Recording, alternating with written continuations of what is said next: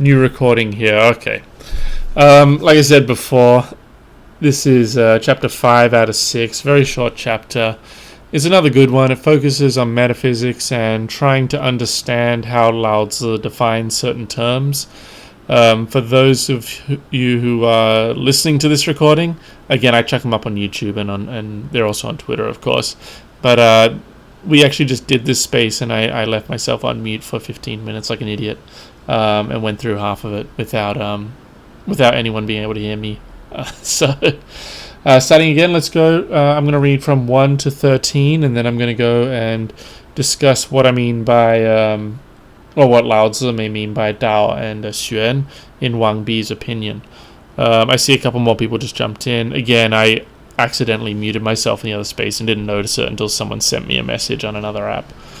So sorry about that. So let's start with 1. A name is that which defines an object. A designation is an inferred style. The name is born from the object. The designation comes from the subject. That is why, when concerned with it as that for which there is no entity which is not based on it, LaoZi designates it as Dao. When searching for it as that for which there is no subtlety which is not emanating from it, LaoZi styles it the dark. The subtle emanates from the dark. The many are based on the Dao. LaoZi's statement that it generates them and rears them. It does not block their source and does not hem in their nature, but permeates the nature of entities, refers to the Dao. LaoZi's subsequent statement that, while they come alive, it has no specific effort on its side, and while they act, it does not make them dependent. That in short, while they grow, there would be no lording it over their growth on its side. That they have a receipt from it, but there is no dominance from it. This is the receipt coming from that which is dark. The dark is the most profound of styles. The Tao is the greatest of designations. So what I had originally said is, I wanted to better understand what LaoZi means by Tao here, and what he means by dark or Xuan. And for number 6, we see, when concerned with it as that for which there is no entity which is not based on it, he designates it as Dao. And when searching for it as that for which there is no subtlety which is not emanating from it, he styles it the dark. So he's talking about something, presumably the metaphysical background or source or mother, and when he's talking about it in a certain sense, he uses the word Dao, and when he talks about it in another sense, he uses the word dark or Xuan. And so if we look at 1 and 3, it says, a name is that which defines an object. The name is born from the object. While I had muted myself, I had used an example of a teapot, right? If I say a spout, the teapot is the object, and in a sense we have these names to describe it. They're born from that object in a sense because, whatever names we're using or definition we're trying to give it, it's being drawn from this thing we're trying to describe, right? So if I said a spout, I'm describing part of the teapot's, form or physical appearance, and also the way water will come out of it. So in that sense, LaoZi is also using the word Dao to describe something or some aspect of something that can't be wholly captured. Dao is just going to be capturing a part of it, or like some detail of it. So what does he mean by Dao and Xuan here? As an English reader, I got 2 things from the translation, and we'll go into the Chinese soon, but he says, for Dao, it's there is no entity which is not based on it. Okay, so no entity. So that means which is not based on it. So he means literally everything is based on it. All the entities, all the wu. So all the things like teapots, tables, cars, chairs, whatever. They're all based on it. We'll get into what based means later, but the scale clearly applies to all the objects we're experiencing. And then for Xuan, it says, there is no subtlety which is not emanating from it. Okay, no subtlety. So the scale he's referencing the subtleties of reality. So for Dao, it's all the objects and things, and for Xuan, it's referring to the subtleties, like the space between objects, or the little details or clues or relationships that we pick up on. So we got the scale, and then we got also this kind of relationship meaning. So for Dao, it's applying to all the things, and also based on it. So based on this metaphysical thing. So, what does it mean to be based on? We can get into that, but it's a sort of a relationship of all these things to the metaphysics. And then for Xuan, or the dark, it's not emanating from it, which is not emanating from it. So it's the relationship now is not to be based in, but to emanate out of. So we know, one, these two words are referencing a different scale or different scope. And we also know they're referencing a different relationship between reality and the metaphysics. One being based in it, and one being emanating out of it or from it. So what do we mean by based in it? Like I mentioned, I'm going really quick right now just because I had wasted so much time when I was muted myself in that disaster of a space before. But what I did was I went back to the Chinese here, and just to check what it could mean. And the word here, the actual phrase is wu wu er bu you. And so you there is like a reason or a cause or an origin or a source. So it's like it is the origin and source, or it is the reason and cause of all these things. So that's the capacity with which Dao is referencing, or that Dao is referencing there. It's the way that the metaphysical backdrop, or the mother, or the root, serves as the origin and source, or reason and cause of everything. And then for the word emanate here, it's just miao er bu chu, wu miao er bu chu. So it's like chu is just like to come out of something. It could mean to be born from something. There's a few ways you could render it, like to be produced from something, but basically it's saying that all the little subtleties are coming out of it. So there we go. So the Dao is just referring to the way that all the particular things find their origin or cause in the mother, and Xuan, or the dark, is referencing the way that all the subtle signs and things come out of it, come out of the mother, or come out of the root. I thought it was interesting too, 8 and 9. 8 goes, the subtle emanates from the dark, and 9 says, the many are based on the Tao. Now obviously, for 8, the subtle emanates, it's the same language as 7, right? For that which there is no subtlety, which is not emanating. So emanate is in 7 and in 8. And then based on is obviously in 6, and then in 9. The many are based on the Tao. So he's kind of repeating what he just said. But in the source material, it's interesting. I don't know to what extent I would really fault the professor for translating it this way. It makes perfect sense to do this, but the Chinese doesn't have the based on language, or the you. It actually just repeats the emanation language, chu.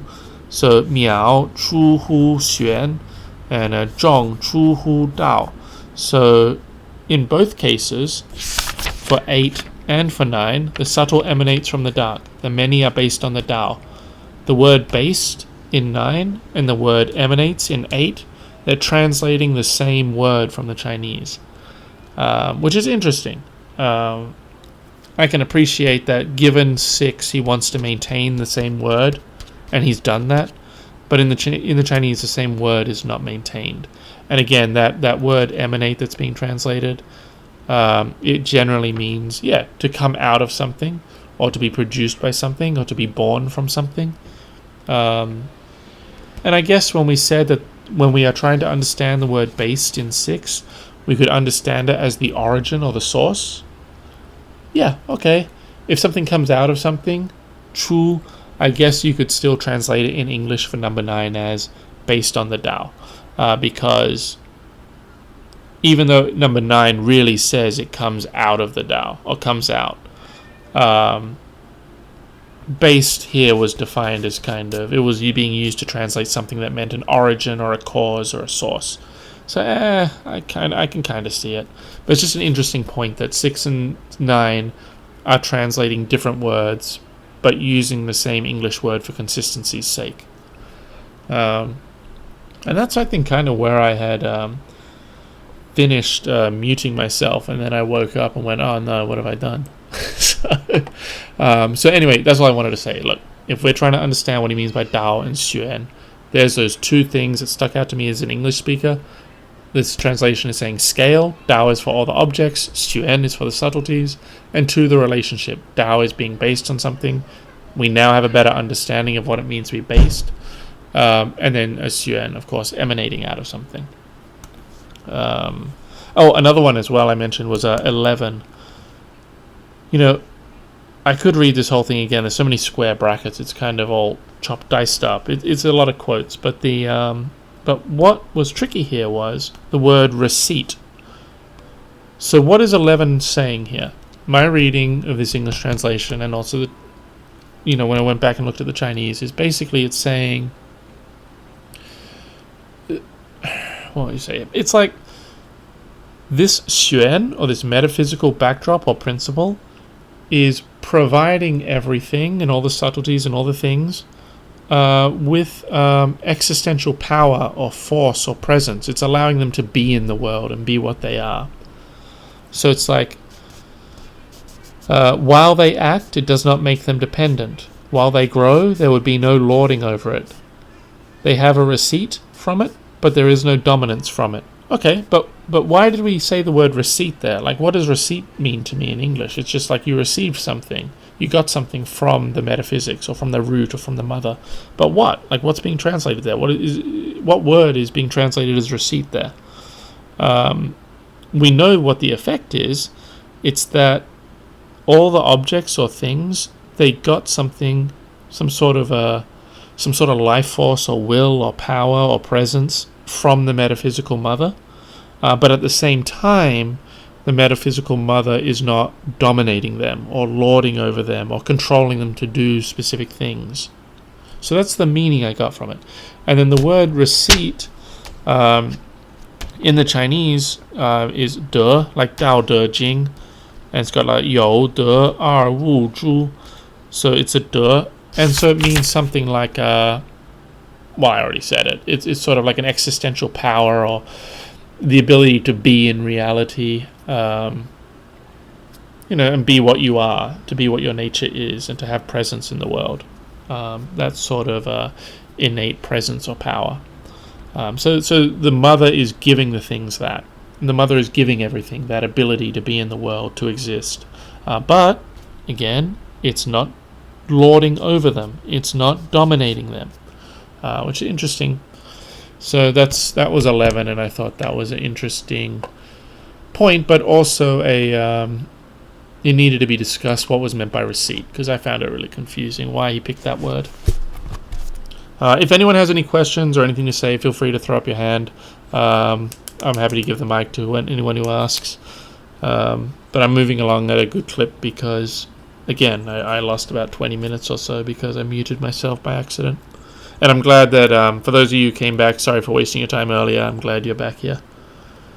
I'm going to read from 14 to 20, and again, just put your hand up if you want to talk or ask a question or make a point.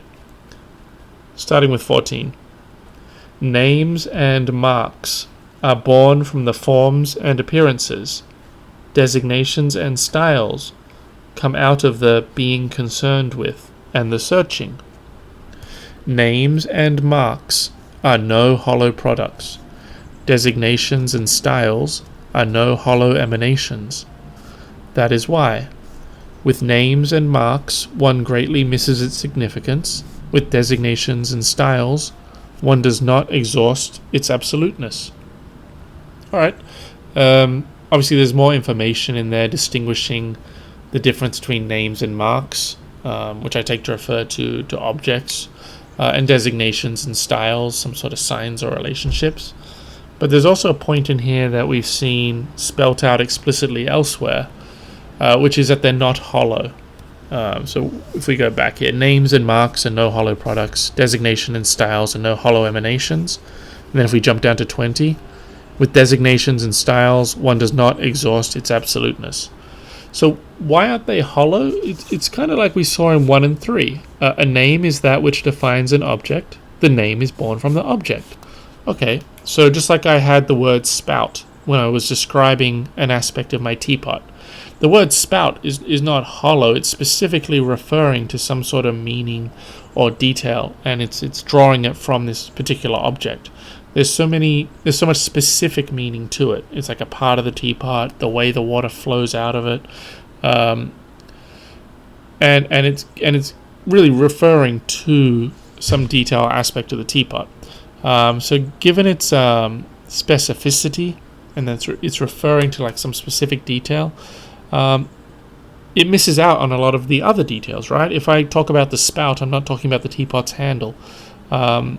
And so I think what this section is also indicating to us is a point that's been made throughout the text, which is these specific words and descriptions and the like can't capture the whole because they're limited.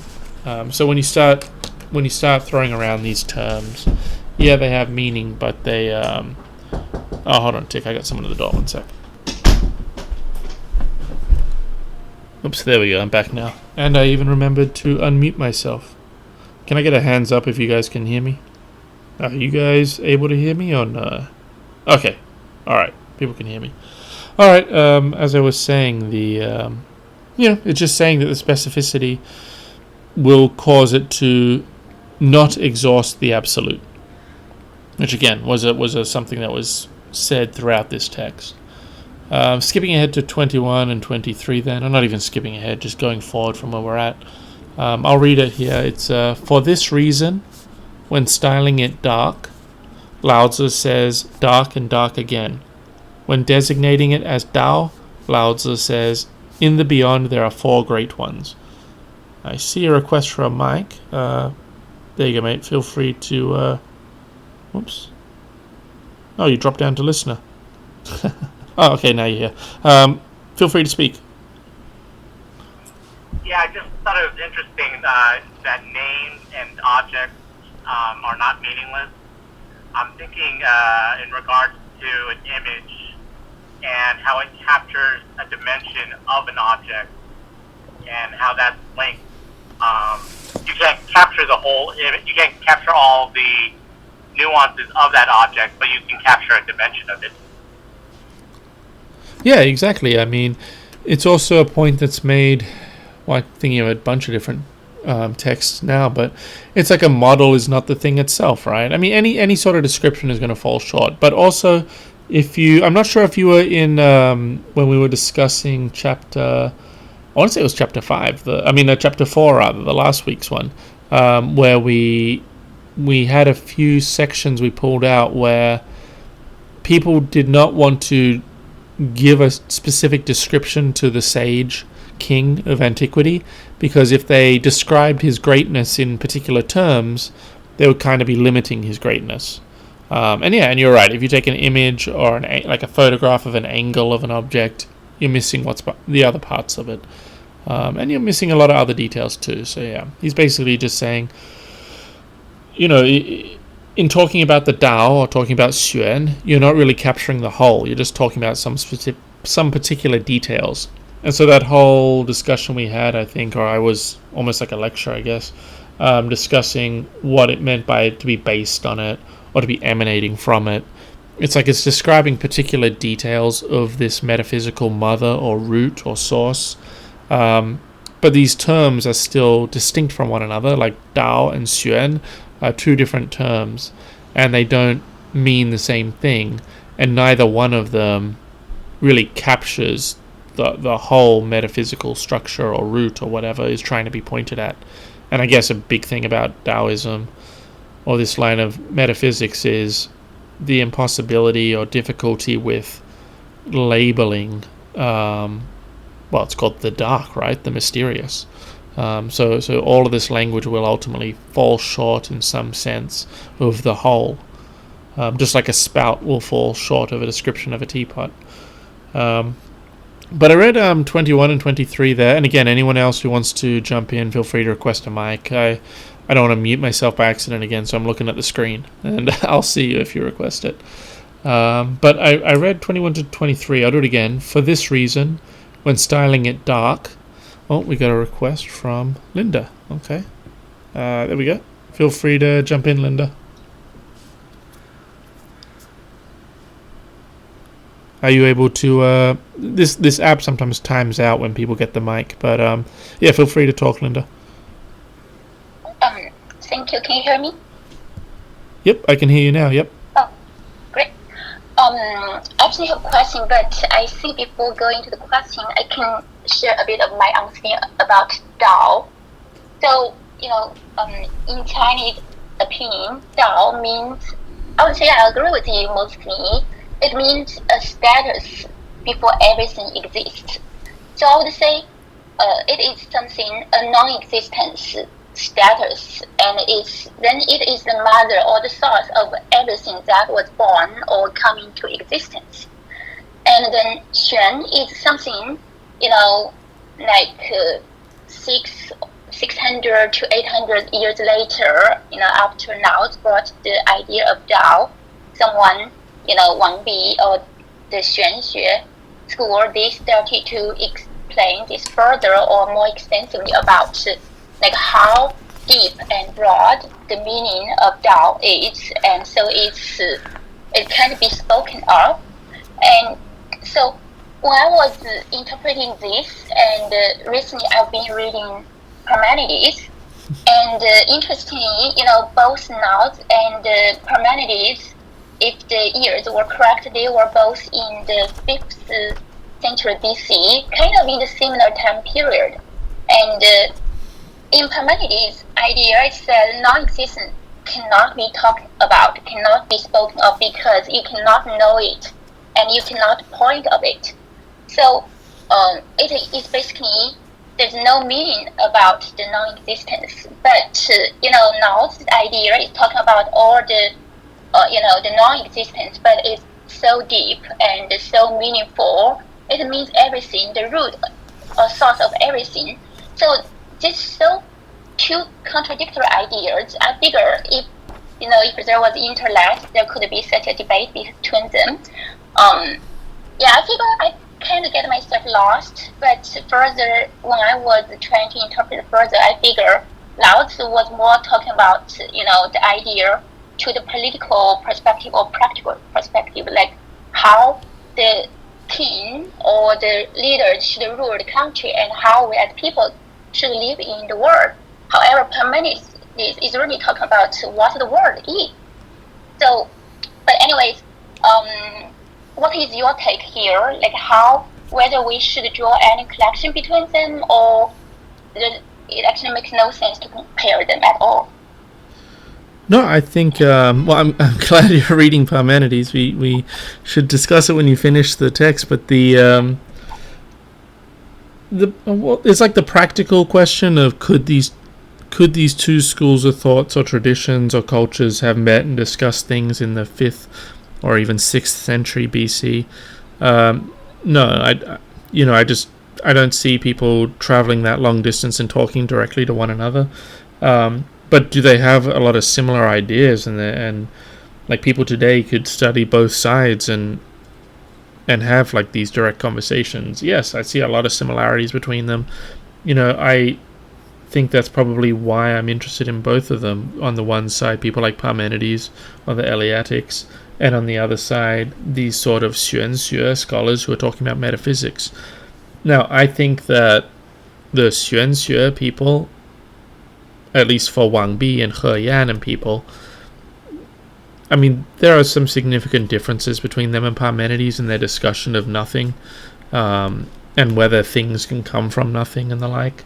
But yeah, I think there's a lot of interesting stuff there. I would say, you mentioned that Xuan, I'm not sure if I heard you right, but I think you said that Xuan is not really, is like a later term that comes around, but Dao and Xuan, they both appear in the DaoDeJing, right?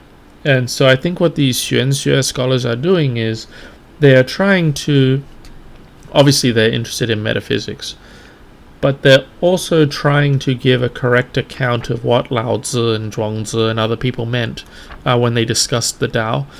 and perhaps to give the correct account themselves of the Dao, of metaphysics.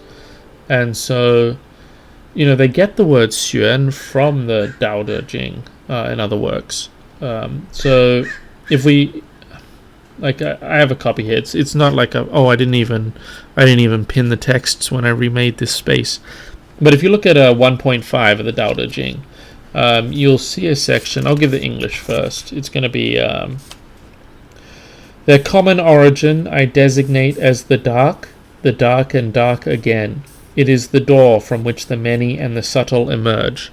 Now remember, in Wang Bi, he was saying, when he was defining the dark or xuan, it's that from which things emanate. And here in the DaoDeJing, it is the door from which the many and the subtle emerge. So again, it's even in the DaoDeJing, the xuan has this role of things coming out of it. And the Chinese, if I can find it here, Tong Wei zhi xuan xuan zhi you xuan zhong miao zhi men. So it's like it's called the dark and again dark, the door or the gate for the many, zhong, and the subtle, miao. So so you can see he's drawing from the DaoDeJing. So maybe I misheard you, but I wouldn't want to say that the Xuan Xue scholars invented or came up with the word Xuan. I think it's something they had to explain because it is in the original text there. Oh yeah, go for it, Linda. Go. No, that's not exactly what I mean. So I mean, Xuan Xue, this Liu school is kind of a extension, or they were using a new way to explain Dao. But Xuan itself, in Lao's work, in his own works, it means still it explains that Dao is very deep, it's very broad, and it is the source of everything, and it is beyond any specific entity. So I guess that's what I try to make myself clear. Yeah, I understand you now, and I think I am sympathetic to your position in the sense that I don't necessarily think Wang Bi is the the authority on what Laozi means. I mean, yes, he is a authority on it, but I guess it's part of the argument, isn't it? So you may say, Laozi, when he says xuan, he means this, but that's kind of what Wang Bi is saying. Wang Bi is saying Laozi calls this xuan. Laozi means this by the term xuan.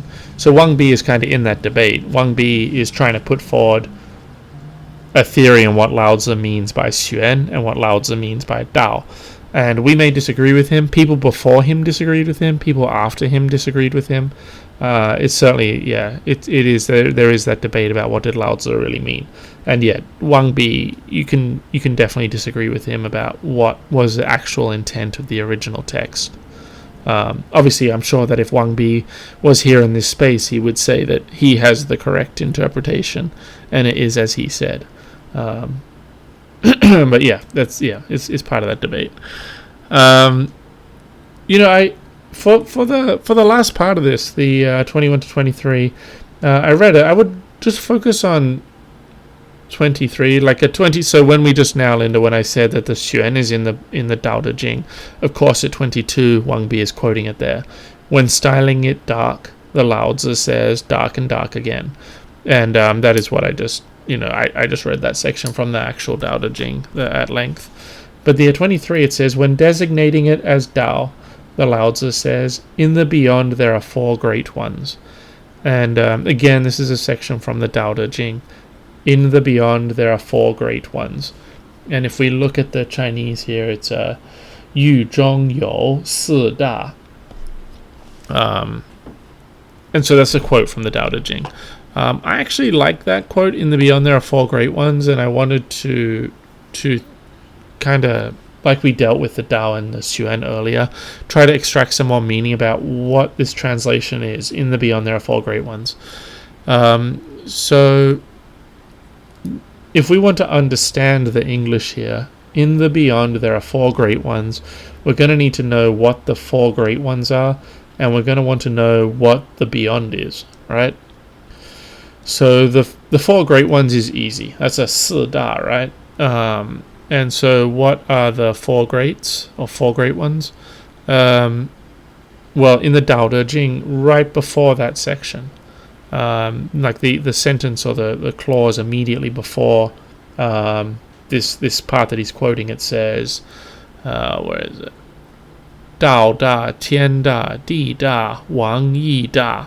So it's like the Dao is great, heaven is great, earth is great, and the king is also great. So there are your four great ones. It's Dao, heaven, earth, and the king. So we know that Dao, heaven, earth, and the king are in the beyond. Okay, so... And we know that when we use like a specific term like Dao, it's not exhausting absoluteness, right? We saw that in 19 and 20. Because these specific terms, they reference a particular aspect or detail of the metaphysics, but they don't exhaust it. So the Dao is actually, it's referring to something limited. It's not really capturing the whole meaning of the metaphysics. And heaven and earth and the king, they're all in the beyond. They're all limited to some extent. And what is being translated as beyond here? It's the character you, which means like a... It's not like it's beyond. Well, it kind of is beyond. It's more like a region or a domain or a kingdom or like a little fiefdom or area within which everything lies. So, you know, you could use this character to refer to the domain of a nation or something. It's like the area or the region or the yeah, you know, its extent or its empire. And so you is like that that place within which everything lies, like a metaphysical area or context, or maybe it's if I want to be a little cheeky, maybe it's the whole, and we place limited terms like Dao and heaven and earth and kings onto it or within its context. So actually you is being used here as something greater than any of the 四大, which are limited terms. And these limited terms are within or zhong, so they're within the scope of the you, which is like the area or the kingdom or the region or the domain. So I thought 23 was interesting. And for anyone who wants to read more about Wang Bi on these two particular points, like dark and dark again, or in the beyond there are four great ones. Again, like we pointed out in other spaces, Wang Bi did a commentary on the DaoDeJing, the LaoZi, and it goes through every single section. And so actually in this text at the end, they have that whole work translated as well. And Wang Bi gives commentary on the beyond and the four great ones and the like. It's been a while since I read it, but he does say more. But yeah, I thought that was a very interesting way for chapter 5 to end with that quote, and I thought it was worth exploring because the beyond, yes, you is beyond in the sense that it's not limited by any of the four great ones, but it's not beyond in some sort of like external sense of, well, I don't know what sense. It's basically more like an area or a holding cell or it's like a you, like a region or a domain that all this is taking place in. Which is how I would define it. I don't know if beyond is the best word for that. I would almost say like in the whole or in reality or in like just some word that represents the holding cell of everything or the domain or extent of everything. There are four great ones rather than beyond. But again, maybe that's just me being fussy with the language. But that's the end of chapter 5. I'm really happy people came back after I muted myself for 15 minutes by accident. If anyone wants to make any comments or has any questions or observations, just let me know. Otherwise, I do have a few sections, and I do have some time, so I can read over these other sections that I picked out. Because again, like we did for chapter 3 and chapter 4, this is a relatively short section. And so I figured, hey, had I actually been on schedule and not muted myself, we would have had a lot of time, and so I better have some additional sections. And last week we picked out some sections that dealt with metaphysics, and this week I picked out some sections that really they give practical or very specific examples of political, like implementing Taoism at a political level. Like, what does it look like to make policy or laws or govern in accordance with the Tao? And also, obviously, we get some very vague parts from this text. But this text also talks about other schools like a legalism and a Confucianism and Moism.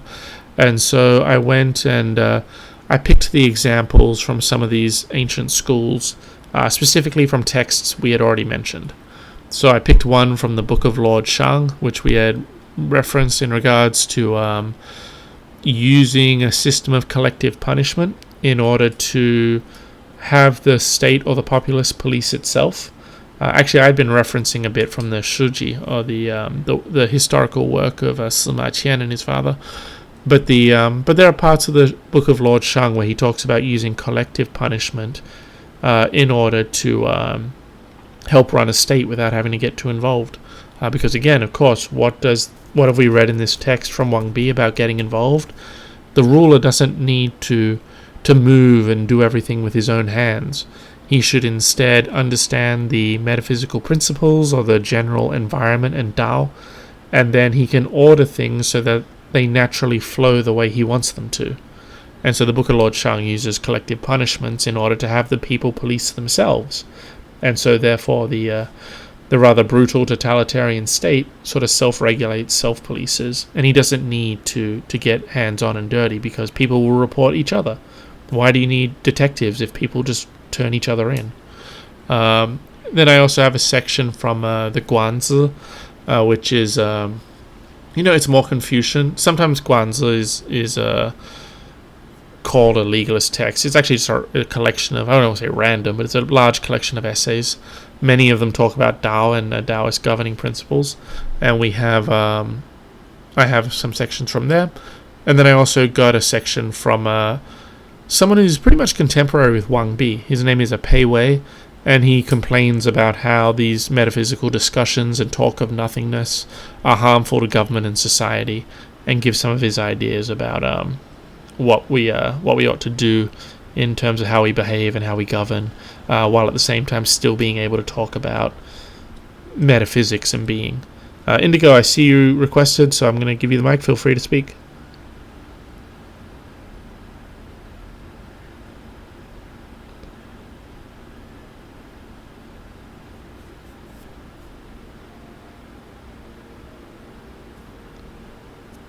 It should be there now, although again this app sometimes has a delay when you pick up the mic. Yeah, it usually does. I'm just connecting up, I think. Yeah, but feel free to talk. Do you have any questions or observations that you made or anything? Yeah, so today I was spending some time writing a thread on a mathematician from the earlier 1900s who wrote about an incompleteness theorem, and it's essentially that how systems function, the idea that 2 + 2 = 5 is false, or that a system will always have one proof that is true but not provable. And something you were saying it's kind of related to what I was writing about in that, but it's the sense that in giving something a category or defining it, it is the definition itself is not encompassed in that category, right? So a box is not within the box because it is the box. And I thought it was really interesting because in theological studies, we say the Trinity. So it's the Father, the Son, the Holy Spirit. But what I hear Taoism or Wang Bi say is that it's the Father, the Son, the Holy Spirit, and the Trinity. That the combination of those principles then becomes its own entity in itself. And I do quite like that. I wasn't familiar with that part of Taoism. Yeah, So I think so. You're talking about people like Gödel and thing, I assume. But the I'm not that knowledgeable about it. Yeah, the and yeah, I can definitely see why you would draw some sort of connection between them, because again, if a theorem or a set of rules cannot explain itself or will always leave out something.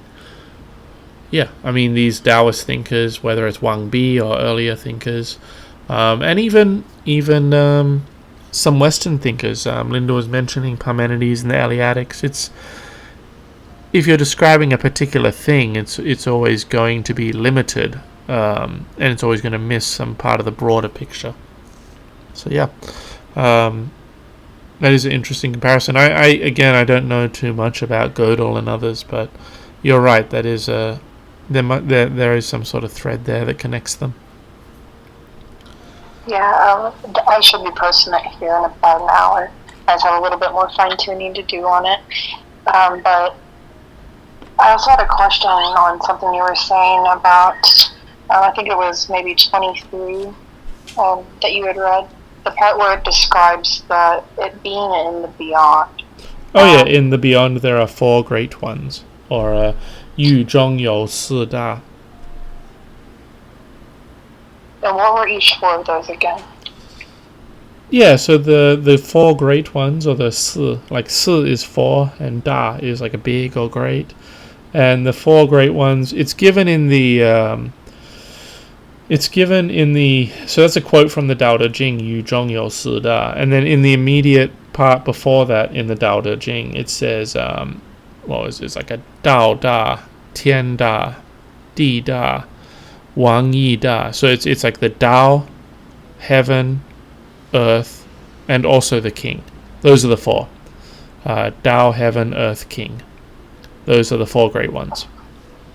Okay, so I was incorrect in my analysis of it then. So it's identifying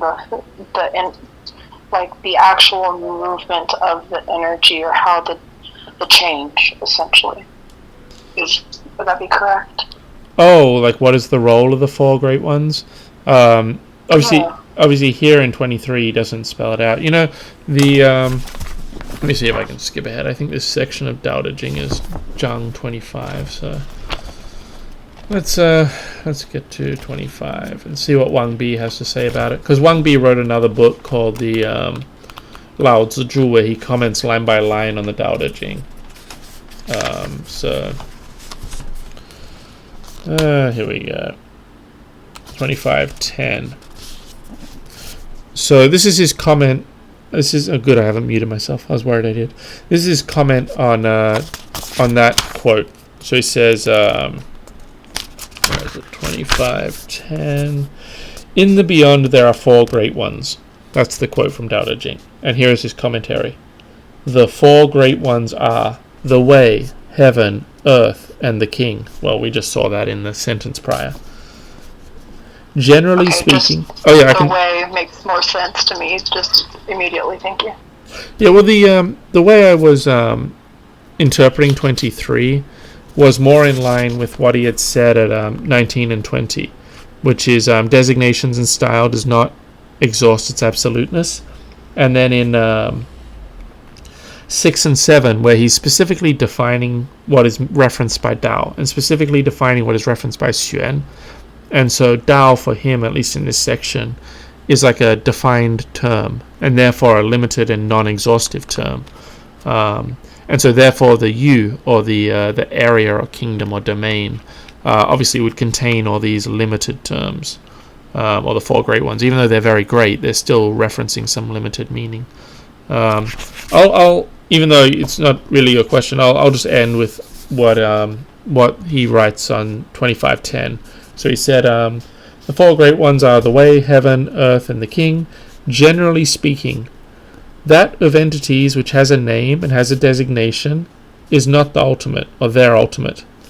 Saying the way presupposes that there is a basis for this expression. Only as a consequence of there being a basis for this expression will one talk about it as being the way. Accordingly, way is only the greatest among aspects that can be assigned designations, but that is nothing compared to greatness of the designationless. The designationless, which it is impossible to name, is called the beyond. The way, heaven, earth, and the king are all indeed located within the realm of the designationless. That is why the text says, in the beyond there are 4 great ones. So that's the end of that quote. And so, it's a separate text, and it's a much longer one. But Wang Bi did write a very long line-by-line commentary on the DaoDeJing, and that's kind of his interpretation of that phrase. But Mystic had asked a question. She's not in the room now, but when I had initially opened the space, and even whether or not I agree with her, whether or not I care about yin-yang theory, there are definitely other theories and interpretations of the DaoDeJing out there, a good number of them. Wang Bi is just kind of part of that debate, just like Linda may disagree with his ideas on Xuan, or think at least maybe they're new rather than the original meaning, not that they're illegitimate. And so there may well be commentaries that treat the 4 greats in other ways, such as them representing some aspect of change. I know I've seen them discussed as controlling each other's nature, or at least one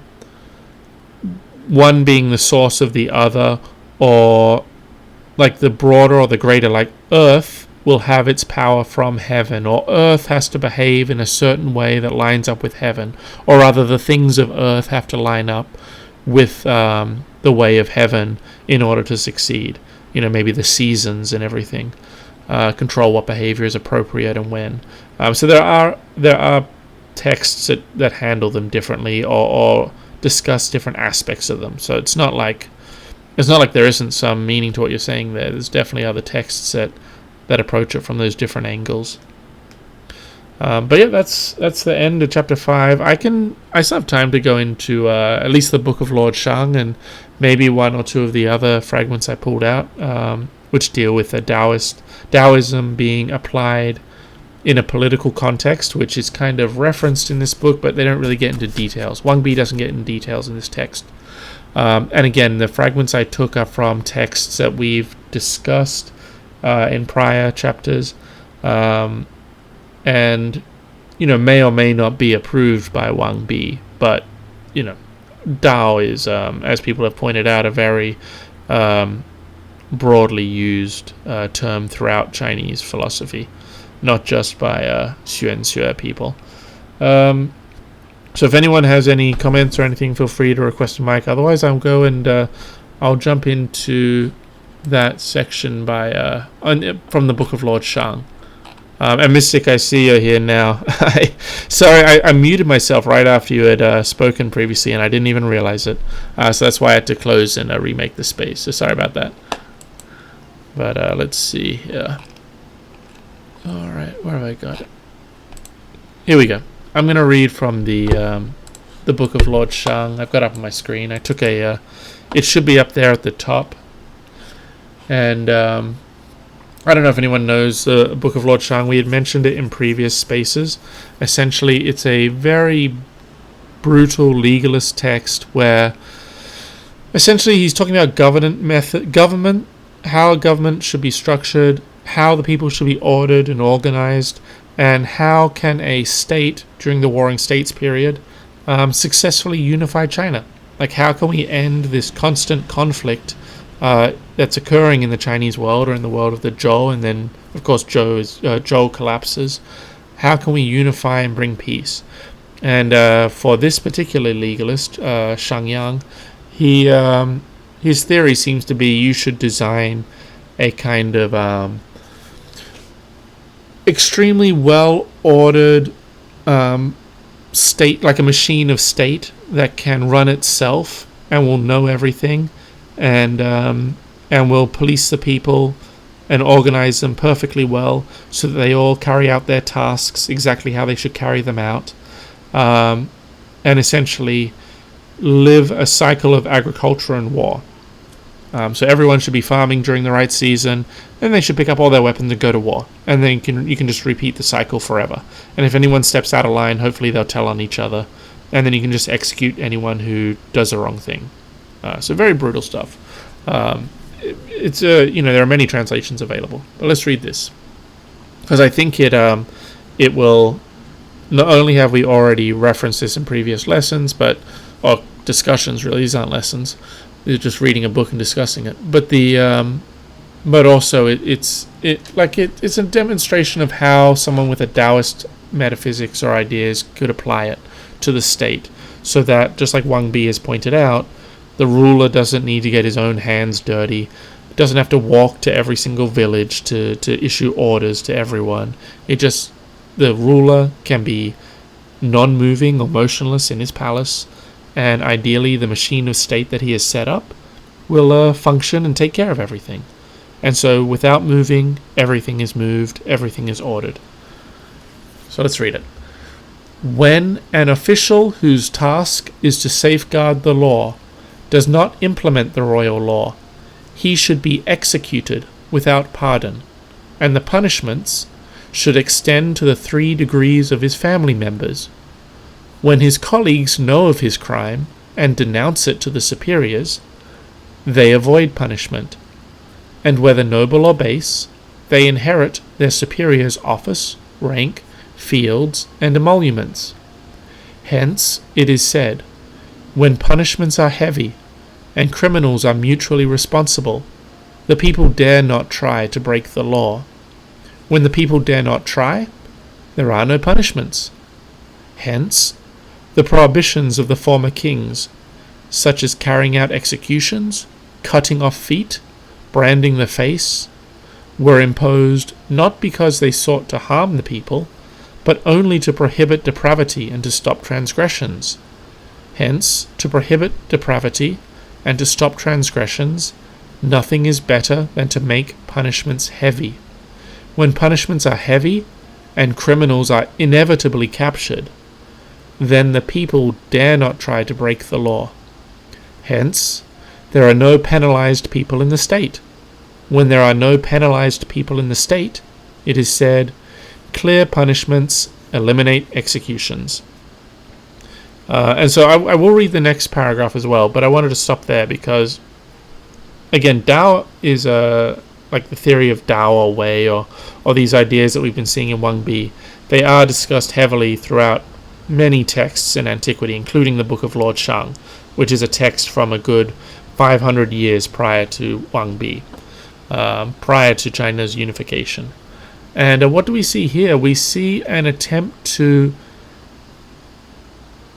eliminate the need for a police force and eliminate a need for any punishments. And how do we do that? We see here, when punishments are heavy and criminals are mutually... here we go. When punishments are heavy and criminals are inevitably captured, the people dare not try to break the law. So just like Wang Bi has been describing, creating an environment or a system whereby things just naturally flow how you wanted them to without you having to get involved, and so the ruler can be motionless, but everything has been organized so well that it naturally flows the way it should flow. Here we have a system set up where if people do not perform their duties or act out, then the punishment is death to them and to 3 generations of their family. But how will you ever find out, right?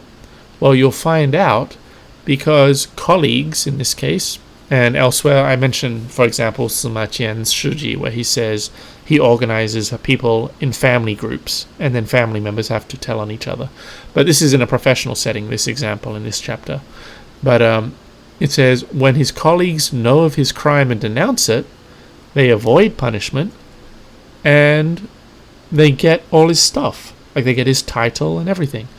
So I think in an earlier discussion I said, what if the ruler in his palace wants to outlaw pineapples? Like he says, restaurants can't serve pineapples anymore. Well, the non-Taoist way to do that would be to get food inspectors who have to go around to every single restaurant, investigate. Maybe the ruler is updated on reports and trying to get in there as well and figure it out and giving speeches about pineapples and just exhausting himself. This way, however, the ruler's will is no pineapples in restaurants. That's the law.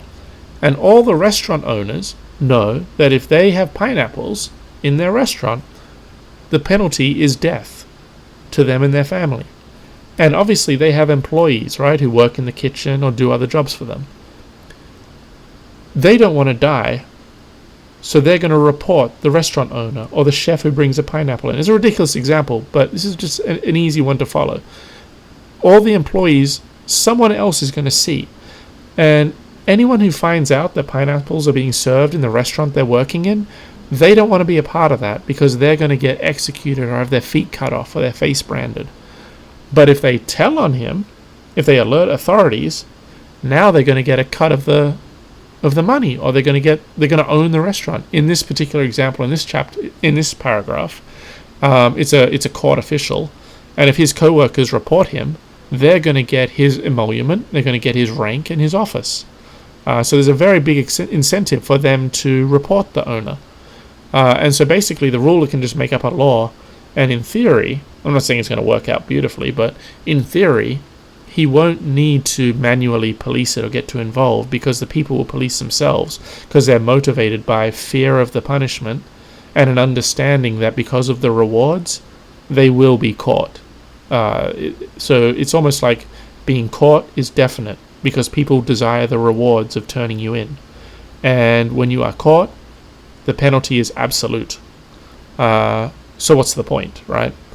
And so in theory, we wind up with no need to execute anyone, because nobody bothers doing the wrong thing, because they all know they'll get caught and the penalty will be too high.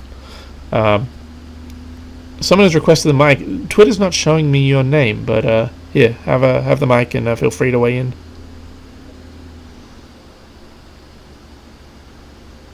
This is kind of reminding me somewhat of the Kai in Kaimi, like the awareness of the body while in presence. But if the mind, what is it? Do not concern yourself with what to think. Just get into the posture. The mind will develop. It's I see that functioning in the way that you're talking about this like discipline system as well. It's like the unification of the body with the spirit in a way that the behavior naturally. Like the body and the spirit would be like the people and the discipline. Yeah, it's like you build this great structure or culture or method or system, and then what you wanted to happen will naturally happen and flow from it without, who wants to like have to look over everyone's shoulder, especially if you're trying to be some totalitarian emperor. I mean, you'd be busy all day running all around the place. But again, Twitter's not telling me your name, but I gave you the mic. Feel free to talk. Do not ask the sparrow how the eagle soars. So cute. Hello. All right. Do not ask how the sparrow how the eagle soars. I don't know if you're referencing a quote from ancient China, but China was unified under the Qin, which fell shortly afterwards. One of the unsuccessful rebellions against the Qin, who were legalists, who tried implementing policies like this, when the leader of the rebels was young, he was a farmer, and he was, I guess, sitting around in the fields working with the other farmers, and he was sighing or looking up at the sky or some shit. And the other farmers said, what are you doing? Get back to work. And he's like, I'm meant for greater things. And they said, no, just get back to work. And he said, how can a sparrow know the dreams of a swan? So I don't know if you're referencing that with the eagle. It's a bit different, but yeah, that's a famous ChongYou. It's basically it's how can a sparrow know the dreams of a swan? How could these farmhands know the dreams of a great-souled worker who wanted to do something more? It's fundamentally flawed, but I understand its meaning. And it was cool to learn about it. All right, no worries. So I'll read the next paragraph here. I still have some time. This is a example of not just a theory. So the first paragraph gave us some theory, right? Whether we like it or not. I gave a kind of a ridiculous example of pineapples, but just to try and flesh it out, here is the example given in the Book of Lord Shang. So, Lord Wan of Jin wanted to clarify punishments so as to become closer to the 100 clans. He thereupon gathered the nobles of the regional lords at the Shiqian palace. Dianjie was the last to arrive, and the officer asked how to deal with his crime, presumably being the last to arrive. The lord answered, "Execute him." The officer then broke Dianjie's spine as an example to the army. The Jin soldiers were terrified. They discussed the matter, saying, Dianjie was the Lord's favorite. Whoops, your speakers. Are you able to go on mute? Or there we go. The Jin soldiers were terrified. They discussed the matter, saying, Dianjie was the Lord's favorite, but his spine was broken to set an example. So what would happen to ourselves? Lord Wen then raised an army to invade Cao and Wulu and overran the walls of Zheng. He caused Wei to deploy its field division eastwards and overcame the Jing or Chu army at Chengpu. The soldiers of the three armies stopped firmly as if their feet were cut off and moved rapidly like flowing water. The soldiers of the three armies dared not violate the prohibitions. Hence, Lord Wen merely borrowed the way of light and heavy from Dianjie's spine, and the state of Jin became well ordered.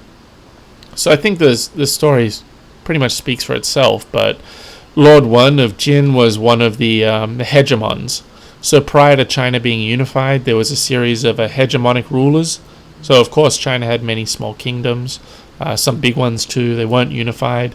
They had originally been under a Zhou monarch, so sort of like a feudal king who was very weak and it was all falling apart.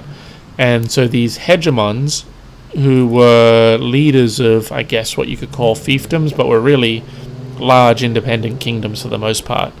But politically they were supposed to be, loyal or allied or under the Zhou. But Zhou was very weak and had failed. So these hegemons wound up getting a lot of power over all the other fiefdoms and were essentially the emperor themselves, right? But nominally they were still loyal to Zhou, and one of their ways of justifying their power and leadership in the Chinese world was also their respect to Zhou. But anyway, that's all to say Lord Wen of Jin was one of these Ba, or hegemons, in the Chinese world prior to unification. And it seems like he wanted to gather together all the nobles or lords or military people and give them some discipline. And so what was the best way to discipline them? Well, it was to make punishments extremely heavy. So that means executing just for being late. And also make it very clear that punishments could not be escaped. So not only is a punishment for something small like being late to have your spine broken, or in some translations to be sawed in half, but even his favorite, Dianjie, was the Lord's favorite. So even his favorite could not escape this penalty. So it's like, as we were saying before, it's a little different in this example, but essentially the punishments are extremely heavy and the punishments are certain. There's no wiggle room. You're not going to be a better friend of the king than Dianjie and somehow get his favor and not be punished. And so because the punishments were extremely heavy and because they were absolute and there was no way to, wriggle out of it, then the army was disciplined and everyone moved. And so if the king said stop, the armies stopped as if their feet were cut off. So they stopped on the spot like they couldn't move. And they moved like flowing water when they were told to move. And they dared not violate the prohibitions. And so by breaking his best friend's spine, he caused the army to be well ordered, I guess. It's kind of, again, very brutal. This is the Book of Lord Shang. If you want like an ancient, totalitarian, and very brutal sort of system, look at the Book of Lord Shang. That's pretty much the most extreme text out there. And again, it's from the time of around Plato. So Indigo, Lord Shang is older, but this is like a collection of essays from people we don't really know. It's just that time period. It's not like Lord Shang wrote all of this. Indigo, feel free to speak. Thanks. You said the concept of like water and the mizo no koru, mind like water, and it's kind of what I was saying earlier about if the mind's preoccupied, it will not respond. But like if it's relaxed and like free flowing, it can then accurately reflect all things in sight as opposed to like the mind being like a moon, which would be like a different state of awareness. So where the Mizu Nukuru is facing an opponent, and like the not being preoccupied, the Suzuki no Kuru is more so the relaxed readiness. So the being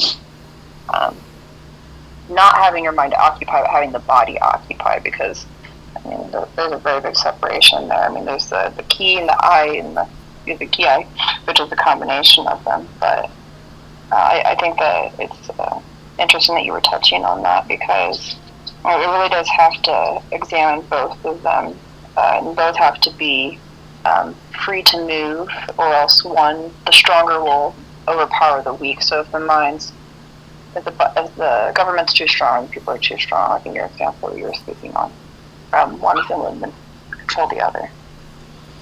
Yeah, what is a really popular analogy in a lot of these texts? Obviously in that section just there, it's being applied to the army being receptive to orders to move.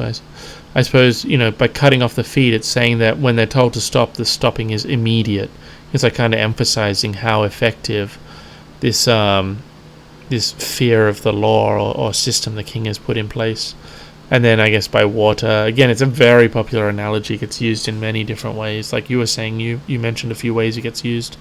But here it seemed to me, at least in my reading, water is not pliable, but it can flow in all directions, and it'll fill everything up, and is kind of, you pour it into a cup, it forms the shape of the cup. You pour it into a bowl, it forms the shape of a bowl. Whatever the king orders, the army will go do it. They're like water. They can fill up any shape, or like flow into whatever direction he wants, or do whatever he wants.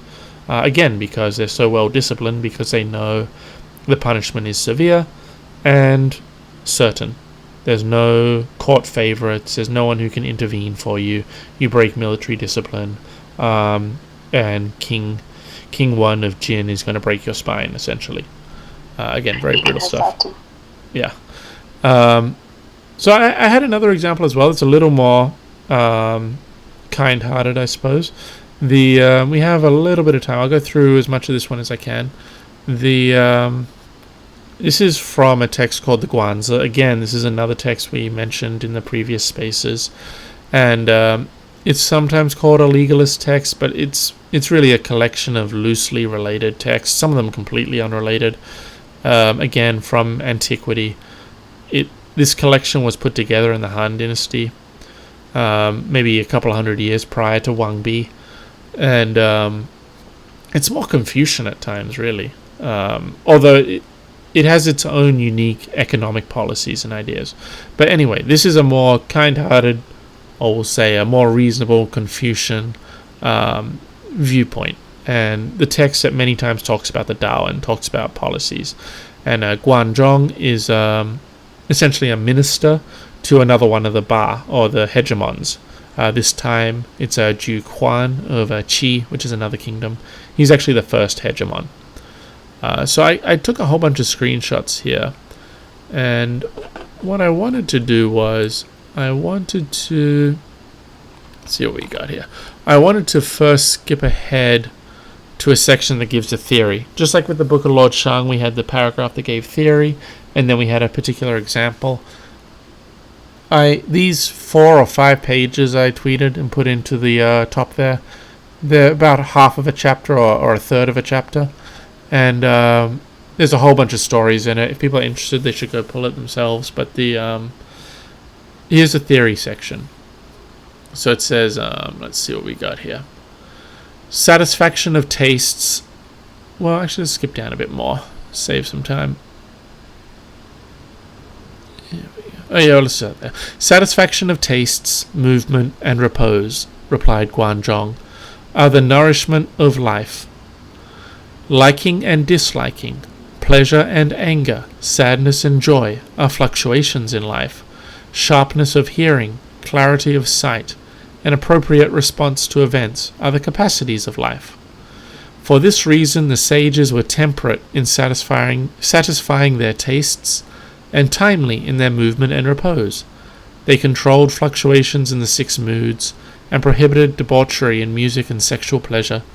To have depraved conduct banished from one's body, harsh words absent from one's mouth, and one's life quietly determined, such is the sage. Benevolence comes from within. Righteousness is expressed without. He is benevolent, and therefore does not use the realm for his own profit. He is righteous, and therefore does not use the realm to gain fame. He is benevolent, and therefore does not attempt to replace the king. He is righteous, and therefore turns over the government at age 70. For this reason, the sage esteems the power, and plays down achievement. Power there is a de, like DaoDeJing, the de. For this reason, the sage esteems the power, and plays down achievement, honors the way, or Dao, and disdains the material world. Since the way and the power occupy his person, he is not misled by the material world. For this reason, were his body to lie among the grass and weeds, he would have no feeling of concern. Were he to face south and sit in judgment on the entire realm, he would evince no sign of arrogance. This being so, he can later serve as king of the realm. The reason it is called the power is that he is quick without moving, knows without being told, is successful without doing anything, and people arrive without being summoned. Such is the power. Thus heaven does not move, yet the seasons revolve below, and all things are transformed. The prince does not move, yet his government and orders function below, and all things are complete. Skip ahead. The sage's mind does not move, yet it commands his 4 limbs, ears, and eyes, and in all things he adheres to his true self. And it goes on, but ultimately it says, I'm skipping ahead here, this is called knowing the way. So you can see in that first section up here where it said, let's see what we got here. The sage esteems the power and plays down achievement, honors the way and disdains the material world.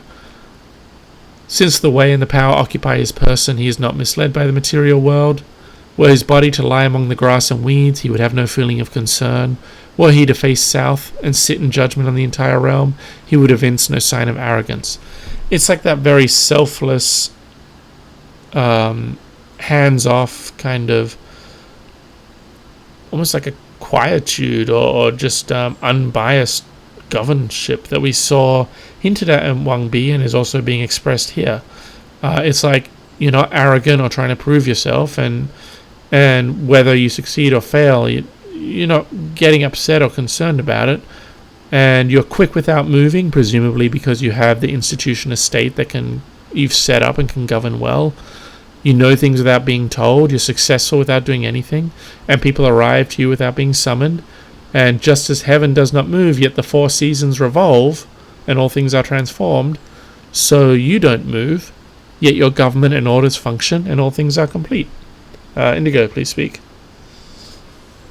Thanks. It reminded me of, I practice karate, but the style that I am trained in is a combination of 6 different styles from 2 different regions of China. I won't get into the history of it, but I wanted to share the creed with you for Shuri Goju, because I think it very much is embodying what you're saying. I come to you with only empty hands. I have no weapons. But should I be forced to defend myself, my principles, or honor, should it be a matter of right or wrong, or death or life, then here are my weapons. It is my hands, empty. So, I know it definitely, what you were saying kind of like reminded me of regardless of where they were.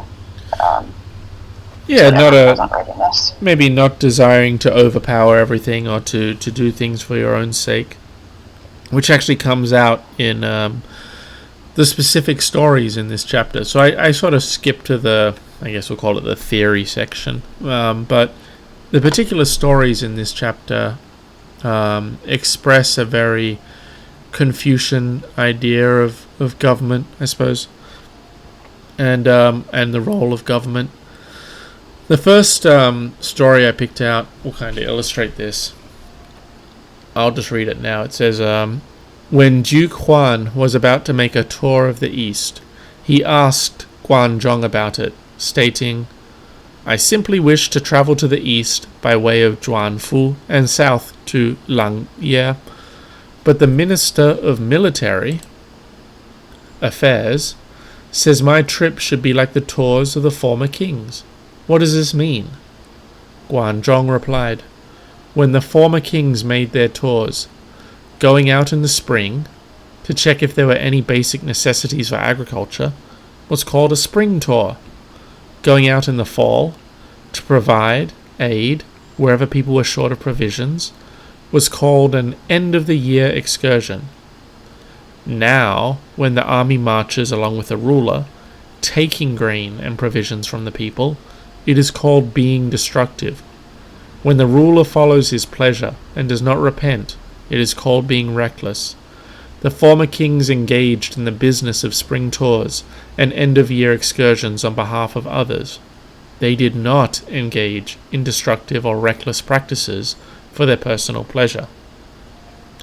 Duke Huan, leaving his mat, bowed twice and proclaimed, "This is a model to treasure." Guanzhong resumed speaking to Duke Huan. "What has no wings yet flies is one's reputation. What has no roots yet remains firm is one's true self.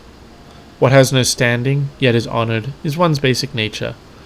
Your grace should be firm in regard to your true self, cautious in respect to your reputation, in order to show respect for your basic nature. This is called a flourishing of the way." So, I could stop here. It's essentially, again, it's that not making yourself the focus of government. It's like the ruler fading into the background and is not trying to rack up. He's not being destructive by going out and taking grain and taking provisions or making a big scene or glorifying himself. Instead, he's in the background, and if he does something, it's more like a government function of he goes around and makes sure all the necessities are there, and he sends people out to provide aid where needed. And so if he does this, it's called a flourishing of the way or the proper functioning.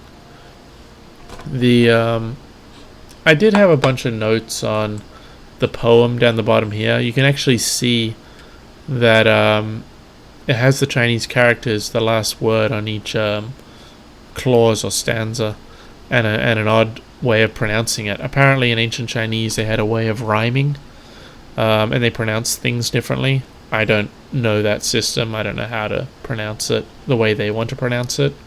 That was interesting. But also some of the terminology, again, just like we saw for Wang Bi, it's hard to know how to interpret some of this stuff without looking at the Chinese. Like, how do I interpret true self here, or qing? It's kind of tricky. We don't have enough time to go into it, but anyway, that's an example of a more Confucian style of, look, you the ruler, you're not trying to take grain and things for yourself and to self-aggrandize. You go into the background and carry out the general functions of government, which is really facilitating people, just like the ancient kings did. So in the spring, you do the spring tour, and you make sure the necessities are laid out for agriculture.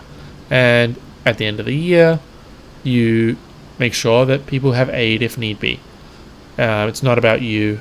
The ruler can just fade into the background and make sure everything is working properly, rather than going out and taking everyone's grain. Indigo, please go ahead. I think it kind of speaks to like the real aim of this civilization, right? Because whereas a lot will either seek out like victory, or they will work to avoid defeat, it's more of like perfecting the character of the people, whereas you don't see that so much present today in a lot of places. Yeah. The it comes out as well in this this other example too I have here. I'm just trying to see where I should start, trying to be saving of time, but yeah, it's definitely a particular style or a view of what the the point or purpose of government is civilizationally and for the people. And it's very Confucian in this example.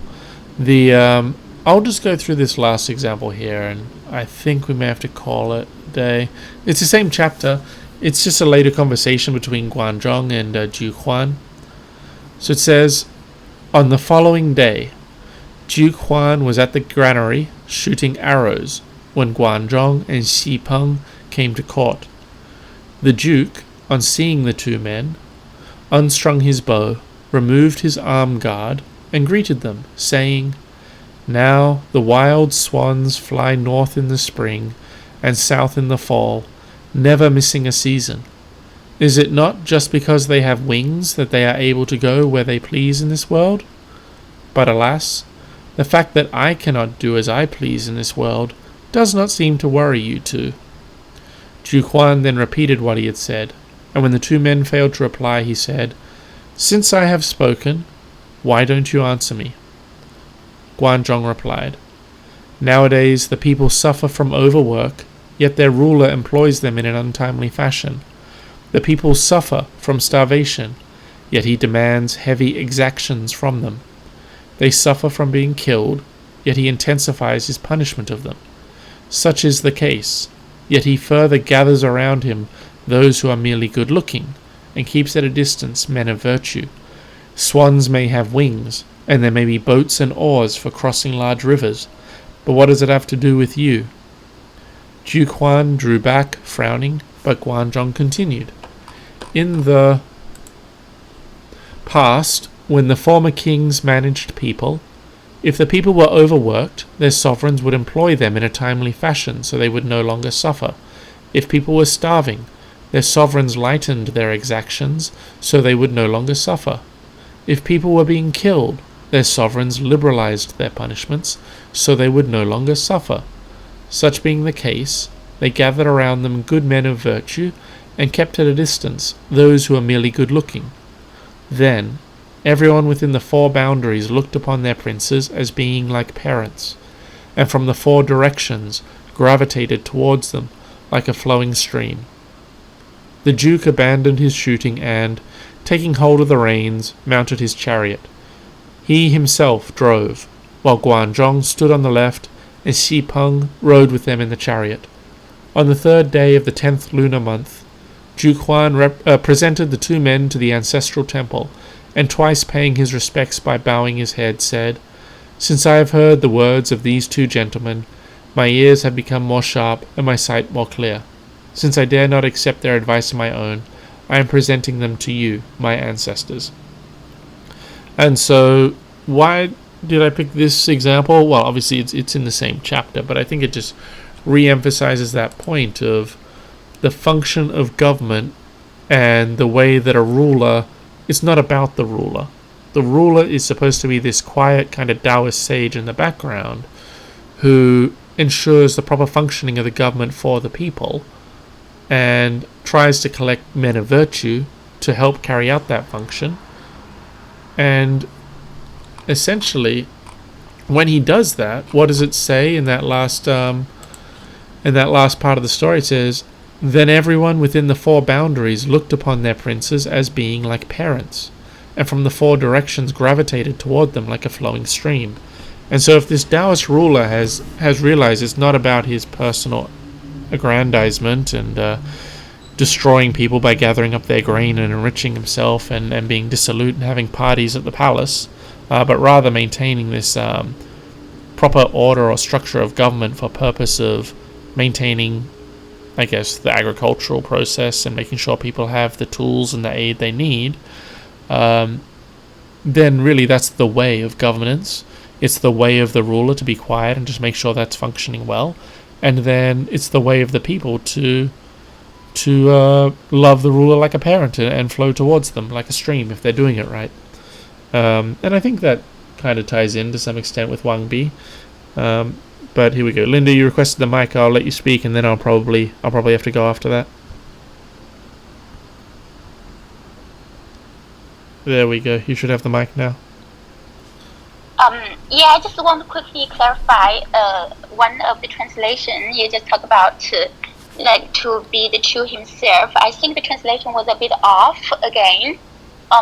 The real, I guess what it's talking about in this context was saying, as just mentioned, as a true ruler, a governor who used all those great strategies to be a good king, then, with all those strategies, everybody, you don't need to do much, then everyone would feel or sense what you want to do, and everybody will understand you. It's not say you would know the true himself.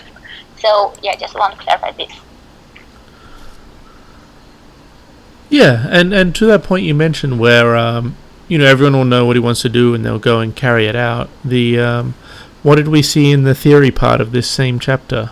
It was, thus heaven does not move, yet the four seasons revolve below, and all things are transformed. The prince does not move, yet his government and orders function below, and all things are complete. And then I suppose I would jump ahead and I'd combine it with that other section that we just read here, where it was, then everyone within the four boundaries looked upon their princes as being like parents, and from the four directions gravitated toward them like a flowing stream, which I suppose relates to what you're saying about the people will naturally do or carry out his will, or know what he wants, or be, at least they'll be amicable and amenable to what he wants them to do. Because, yeah, I mean, it's a much more Confucian and positive and a heartwarming or wholesome idea of government than what we saw in the Book of Lord Shang. But again, it's one I picked out because I think it's nice to have some very specific examples of what sort of behavior these people want when they think about the metaphysics or the Tao, and how it could be realized in person. Because Wang Bi does talk about it having political ramifications, or a ruler having to have a style where the ruler is not obviously moving or enacting anything, but things get done. I did have other sections. I actually had a section from a contemporary of Wang Bi called a Pei Wei. It's sticky to the top, but I have to go. I gotta run. Thank you everyone who joined in. It was lovely seeing everyone. Next week we'll do the 6th chapter, which is the last one. It's very long. Well, it's not very long. We'll get through it. But we won't have any other fragments or quotes from other texts. So I got a dash, but thank you for being here, and goodbye.